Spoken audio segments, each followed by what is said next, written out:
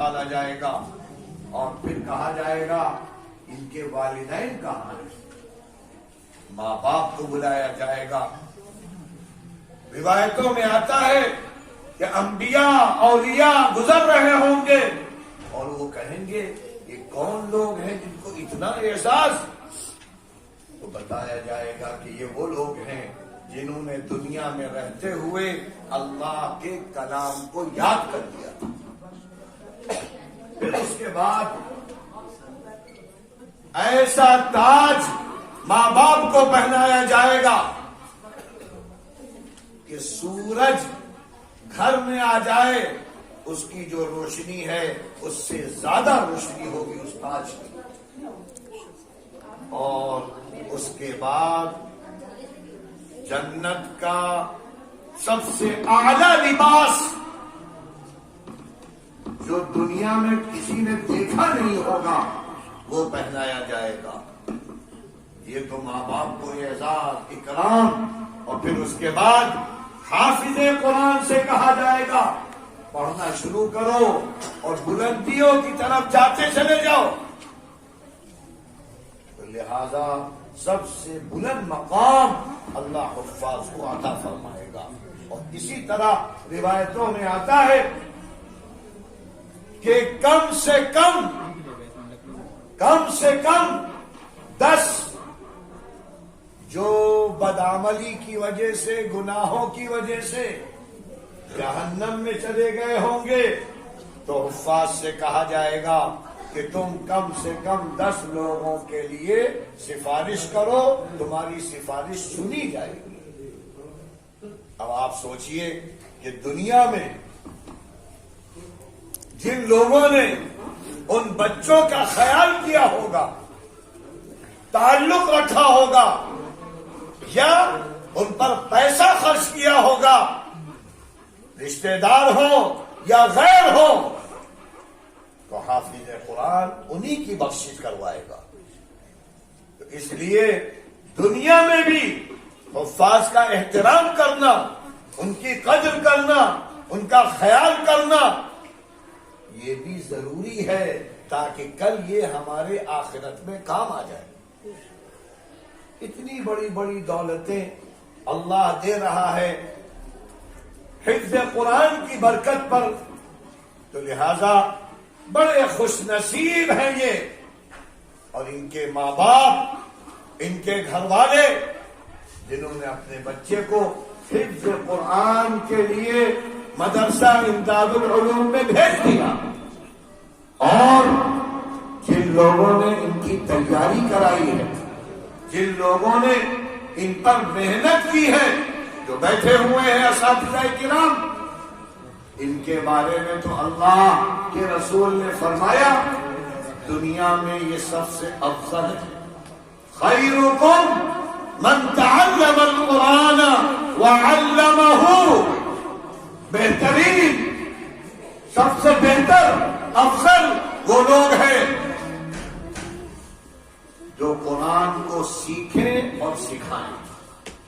تو لہذا اساتذہ نے پہلے سیکھا ہے, پھر سکھا رہے ہیں, محنت کر رہے ہیں, کوشش کر رہے ہیں.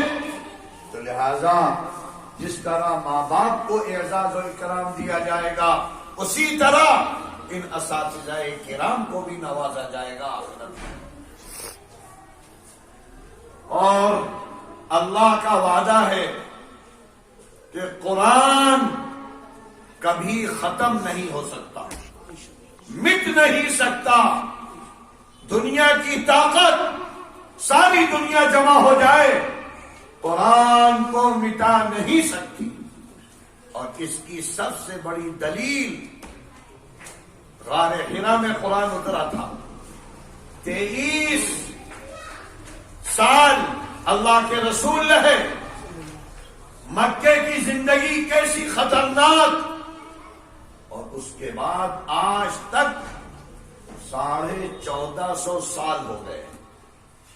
اسلام کو مٹانے کے لیے ساری سازشیں ہو گئی, ہو رہی ہیں, لیکن آپ دیکھیے کہ جو قرآن غار حرا میں اترا تھا آج بھی اس اسی طرح ایک حرف نہیں بدلا، زبر زیر نہیں بدلا، جبکہ قرآن نے بار بار چیلنج کیا، لیا ہو ایسی کتاب، لیا ہو ایک سورت، اور یہاں تک فرمایا اگر سارے جنات سارے انسان جمع ہو جائیں قرآن جیسی ایک چھوٹی کی صورت بنانے کے لیے تو نہیں بنا سکتے۔ آپ سوچئے کہ عرب ممالک کتنے ہیں، عربی جاننے والے اس دور میں تھے، آج بھی ہیں، لیکن کسی کے اندر یہ طاقت نہیں، صلاحیت نہیں، جبکہ قرآن الف با تا سے بنا ہے۔ تو اس سے یہ معلوم ہوا کہ قرآن سب سے بڑا معجزہ ہے اللہ کے رسول کا۔ ساری سازشیں ہو گئیں، کتب خانے جلا دیے گئے، ہزاروں لاکھوں حفاظ کو شہید کر دیا گیا، لیکن آج بھی ساری دنیا میں اربہ ارب حفاظ پیدا ہے، اور سینوں میں ایسا قرآن محفوظ ہے کہ ایک ایک مجلس میں پورا قرآن پڑھتے چلے جاتے ہیں، اور بعض جگہ تو اتنے ماہر طلبہ ہیں کہ لوگوں نے کمپیوٹر سے ان کا مقابلہ کیا اور کہنے پر مجبور ہو گئے کہ کمپیوٹر جو سب سے زیادہ جدید آلہ ہے وہ بھی فیل ہو گیا ان کے دماغ کے ساتھ۔ یہ ہے قرآن کی بشارت، فضیلت، اعجاز۔ تو لہذا جو قرآن سے جڑ گیا اس کو بھی کوئی مٹا نہیں سکتا۔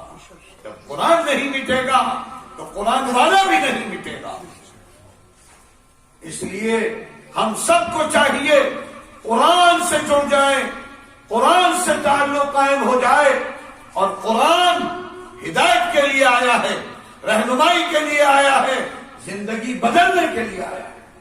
ہدی للناس، ہدی للمتقین، یہ گائیڈ بک ہے، زندگی گزارنے کا طریقہ ہے، لہذا جو پڑھو سمجھو، سب کے لیے سمجھنا ضروری ہے۔ قرآن حافظ ہو، عالم ہو، عوام ہو، سب کے لیے قرآن پڑھنا بھی ضروری، قرآن سمجھنا بھی ضروری۔ اس لیے کہ اللہ نے فرمایا جو لوگ قرآن میں غور نہیں کرتے، سمجھنا نہیں چاہتے، ان کے دلوں پر تالے لگے۔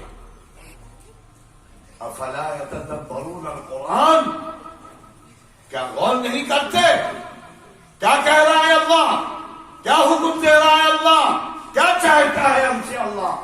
حفظ کی ہے بڑی شان دیکھیے، ہاں بنے ہیں حافظ قرآن دیکھیے، حافظ کی کیا انوکھی ہے شان دیکھیے، حافظ کی کیا انوکھی ہے شان دیکھیے، قیمت لگا سکے گا بھلا کون دیکھیے، حافظ کی کیا انوکھی ہے شان دیکھیے، حافظ کی کیا ہے حافظ قرآن دیکھیے، حافظ کی کیا انوکھی ہے شان دیکھیے، حافظ ریاض کی ہے بڑی شان دیکھیے، ہاں بنے ہیں حافظ قرآن